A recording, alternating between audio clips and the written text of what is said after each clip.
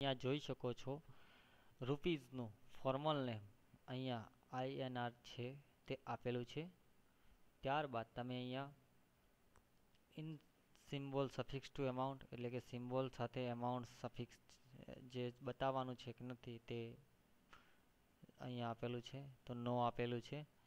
Add space between amount and symbol એટલે કે જે રકમ લખી છે અને તેને સિમ્બોલ આપણે બતાવીશું તો એના વચ્ચે જે જગ્યા છે તે દર્શાવવાની છે, તો હા.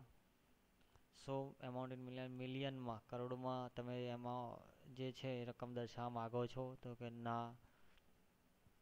ત્યારબાદ નંબર ઓફ ડેસિમલ પ્લેસ એટલે કે આપણે 20 રૂપિયા અને 10 પૈસા, તો પાછળ જે 10 પૈસા છે તે આપણે ડેસિમલ તરીકે ઓળખીએ છીએ.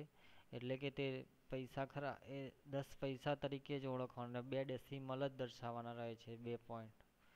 તો એને 2 ડેસિમલ દર્શાવવામાં આવે છે. અહીંયા લખેલું છે use word to print decimal portion to above એટલે કે તમે જે ડેસિમલ પાછળ જે પૂર્ણાંક વસ્તુ દર્શાવવા માગો છો તો એને કયા નામથી ઓળખશો, તો તે પૈસા છે. અને તેને કેટલા 2 વર્ડ પ્રિન્ટ કરવાના રહે છે. આ પ્રમાણે આપણે અલગ અલગ ક્રિએટ કંપની કરતી વખતે આ બધું અલગ અલગ માહિતી ફિલઅપ કરી પૂરી માહિતી ભરી અને ત્યારબાદ અહીંયા આપણે સેવ કરવાનું રહે છે. એક્સેપ્ટ અહીંયા આપતા યસ આપશો એટલે કંપની આપણી ક્રિએટ થઈ ગયેલી તમે જોઈ શકો છો. આ પ્રમાણે આપણે કંપની ક્રિએટ કરવાની રહે છે.